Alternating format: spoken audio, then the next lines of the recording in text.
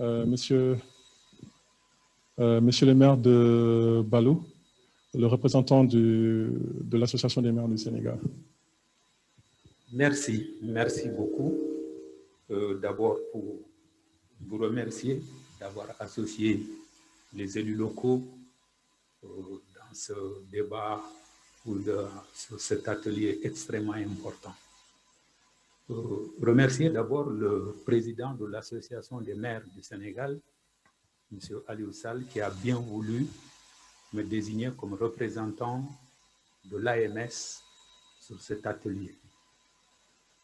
Je viens de Paris hier pour pouvoir donc honorer cette présence. Et ce qui est important aujourd'hui,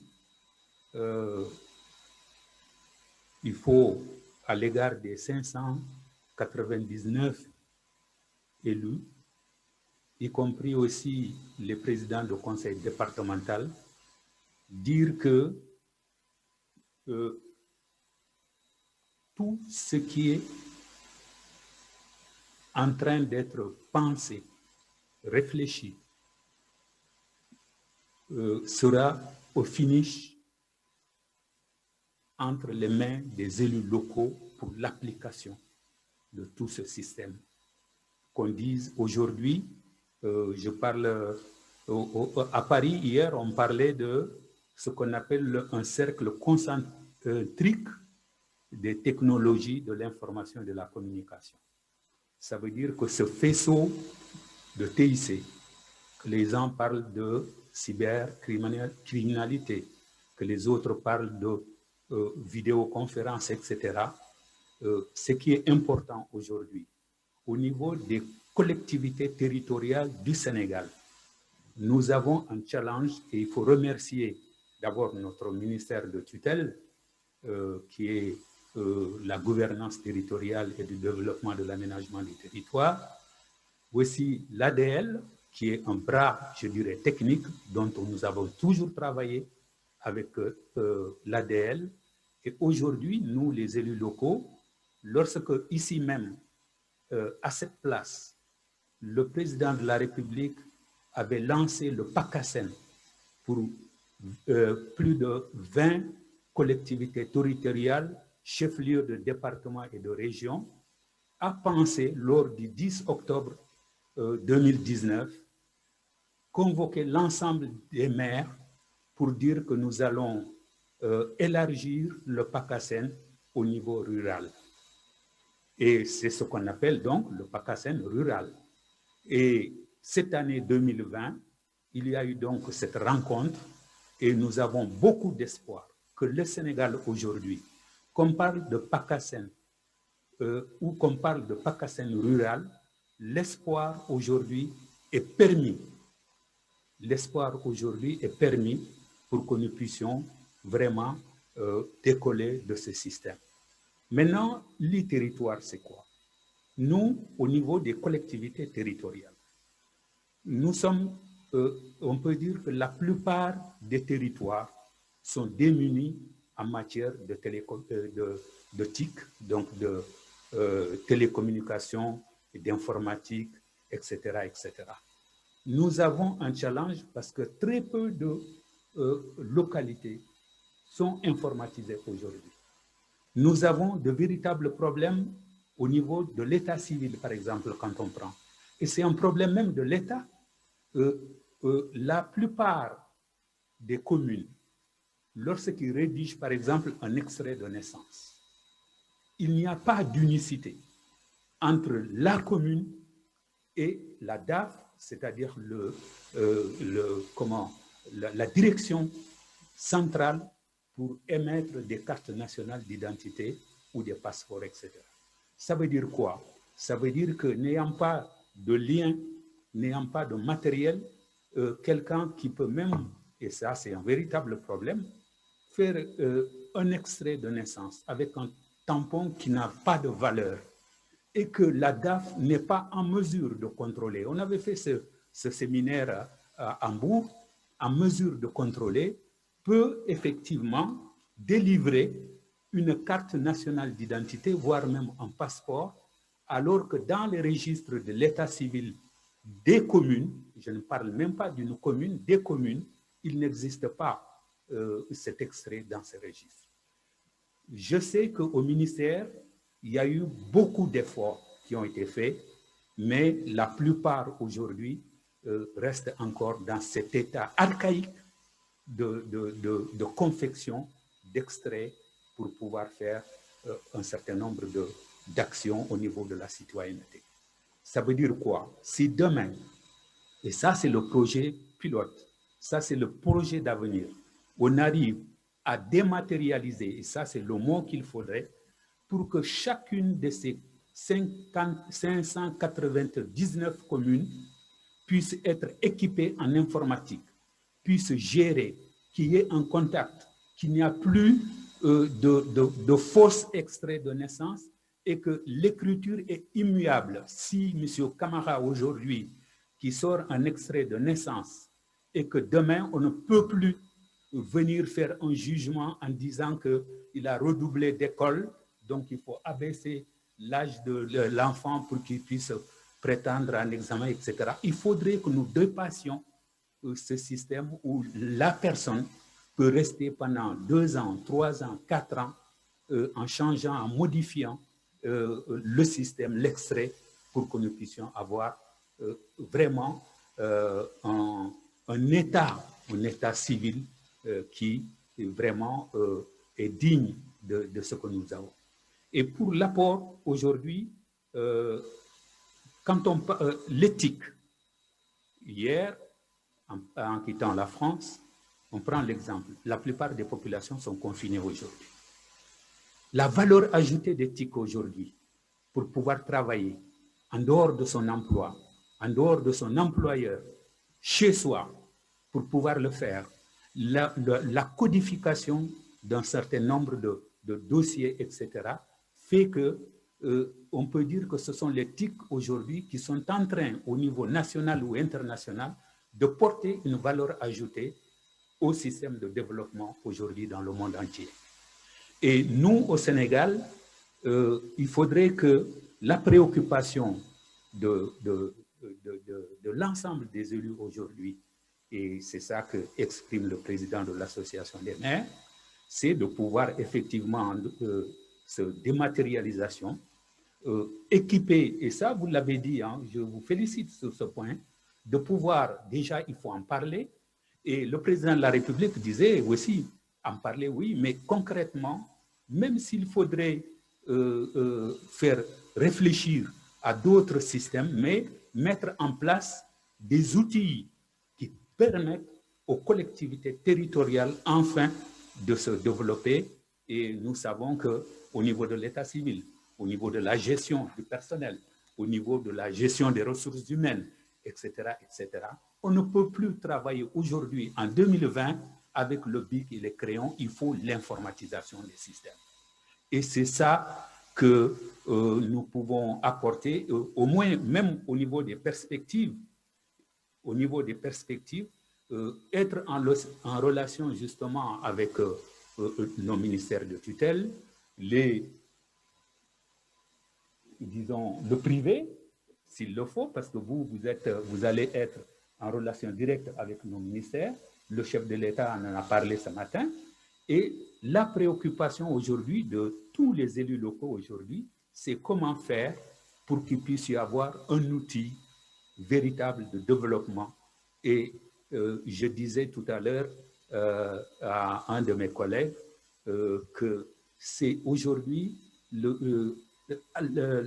la date qui est aggravée dans vos systèmes de réflexion, parce que organiser un système pour les territoires, ça tombe extrêmement à pic avec cet état de coronavirus, de cet état de Covid-19, cette pandémie.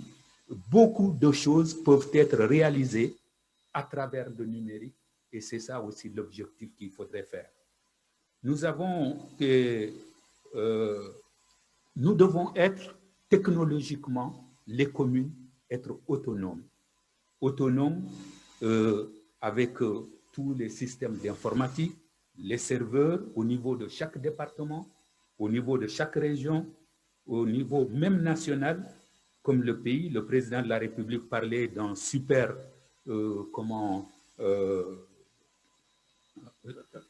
calculateur, c'est vrai, mais ce genre de supercalculateur, avec sa puissance, tout le pays n'en a qu'un seul. Mais il y a des calculateurs moyens, scientifiquement, technologiquement, qu'on pourrait équiper au niveau régional, départemental et enfin au niveau des serveurs, au niveau communal, pour que l'ensemble du pays puisse être câblé. C'est ça aussi le développement. Et à partir de cela, nous ne pouvons que féliciter et dire qu'il y a aussi des perspectives. Ces perspectives, c'est justement cela. Aujourd'hui, chacun, comme je viens de dire, le cercle concentrique des technologies de l'information et de la communication font qu'aujourd'hui, il y a d'un côté les structures comme l'ADER, le PNDEL, l'ANAT, etc. Chacun, dans sa partition, est en train de réfléchir pour pouvoir faire en sorte que le service, que le domaine soit le plus technologiquement parlant, être en évolution. Mais le chef d'orchestre de l'ensemble de ces structures de développement, l'ensemble de ces structures de communication, l'ensemble de ces structures de télécommunication, etc., n'ont l'effet que les élus locaux, c'est nous, élus locaux, qui appliquons tous ces systèmes de développement. C'est pour cela que le chef de l'État a eu cette vision pour le PACASEN rural que je souhaite ne pas s'arrêter qu'aux routes seulement, qu'aux écoles, mais aux équipements aussi bien des communes, des écoles. On parle aujourd'hui avec l'e-santé, l'e-éducation, etc. Il y a toute une série, tout un faisceau, tel que je le disais, d'électronique qui peut se permettre et d'informatique de pouvoir faire avancer les collectivités territoriales. Voilà un peu ce qu'on peut dire un peu.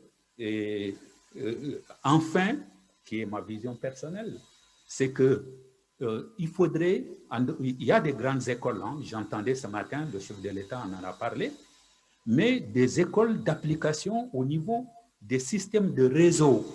Les réseaux, les jeunes aujourd'hui, on en a primé aujourd'hui, il faudrait qu'on essaye de voir au niveau peut-être départemental, peut-être même régional si on ne peut pas, de faire en sorte que dans ce pays, au Sénégal, il puisse y avoir des informaticiens, des réseaux, incuber un certain nombre de jeunes pour qu'ils puissent développer au niveau local, au niveau régional, au niveau départemental, qui est une valeur ajoutée de cela. Et je terminerai par surtout le manque de compétences, de ressources humaines au niveau des communes, au niveau des territoires. Et ça, il faudrait se donner les moyens d'une formation. Et je reviens un peu parce qu'on avait fait une rencontre avec justement la DGIT pour pouvoir dire au niveau des collectivités territoriales, le financement. Nous avons beaucoup de choses à faire hein, pour les fonds de développement, les fonds de concours, les fonds de dotation. Comment gérer ça avec un logiciel spécial, le foncier, où il y a beaucoup de problèmes, l'harmonisation, le cadastre, etc., etc.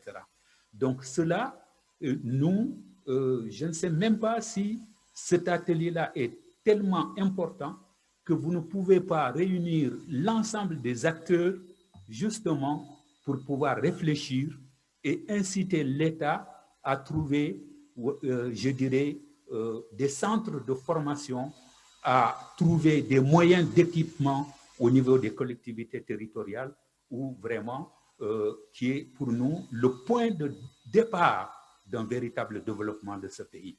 Si vous travaillez encore en 2020 avec le crayon, avec un registre à papier, à chaque année, moi je demande 20, 30 registres. Merci, monsieur le ministre qui nous a fourni cela, mais il faudrait qu'on nous équipe de cela. C'est ça qui est important. Et c'est compris. Hein? Ce sont les moyens, et c'est ça peut-être qu'il faut s'adresser non seulement à l'État, mais à l'ensemble des composantes de ce pays, pour qu'en dehors de tout ce que nous avons connu, tout ce que nous connaissons en matière théorique, que nous arrivons in finish, à la pratique, à la réalité, à l'équipement des communes pour que nous puissions vraiment se sentir à l'aise et de travailler à partir de son bureau, à partir de sa mairie, à partir, vous avez parlé au niveau des mairies, pour pouvoir faire un site. Moi, j'ai essayé de faire un site à partir de Paris, mais je n'ai aucune ressource aujourd'hui. Je vais peut-être faire appel aux jeunes de Dakar, alors qu'à Bakel ou ailleurs, il y a peut-être des jeunes qui ont la possibilité d'être formés pour que prévoir dans chaque commune, une équipe technique qui pourra gérer le réseau, avoir l'image de la commune. Nous sommes diversifiés. Il y a les pôles, vous venez de parler. Les pôles, on peut, par exemple, montrer au niveau touristique, au niveau minier, au niveau forestier, etc., etc. Chaque spécificité du pôle territoire qui pouvait être, comme dans les grands pays, hein, la spécificité de chacun des territoires pour cela. Et cela, il faut des moyens. Le Sénégal a des compétences, mais ils sont concentrés ici au niveau central. Ça, il faut le dire. Et, il faudrait décentraliser, dématérialiser, et je crois qu'aujourd'hui, la totalité des élus locaux de ce pays sont prêts pour pouvoir franchir le pas, quitter le crayon et le bic du registre qu'on a, du papier, etc., pour rentrer dans l'ère du numérique. Et c'est ça qui est important. Je crois que c'est la vision aussi du chef de l'État. Et ça, il faut le concrétiser. C'est tout ce que nous demandons et que nous allons participer à l'avenir. Nous sommes prêts au niveau de l'association des maires, mais aussi nos collègues des départements pour pouvoir gérer ensemble, pour pouvoir franchir ensemble ce pas de technologie, d'information et de communication. Voilà, je voudrais peut-être m'arrêter là pour dire que, encore une fois, vous féliciter. J'avais trouvé l'idée tellement pertinente, noble, pour que ça valait le coup de changer mon billet d'avion pour venir aujourd'hui avec la volonté de pouvoir exprimer ce besoin. Remercier encore une fois le ministre, l'ADL, le président Aliou Sall, qui a pensé à ma modeste personne. Et vraiment, je crois que ce panel-là, c'est quelque chose qui pourra peut-être, ce que je vous demande, c'est de pérenniser ce panel-là pour que nous puissions suivre cela. Mais justement, je crois que c'est vous qui mettez en exergue le PACASEN rural avec le PNDL, etc., et que nous avons beaucoup d'espoir sur cela. Merci. Honorable maire, merci beaucoup pour votre brillante intervention.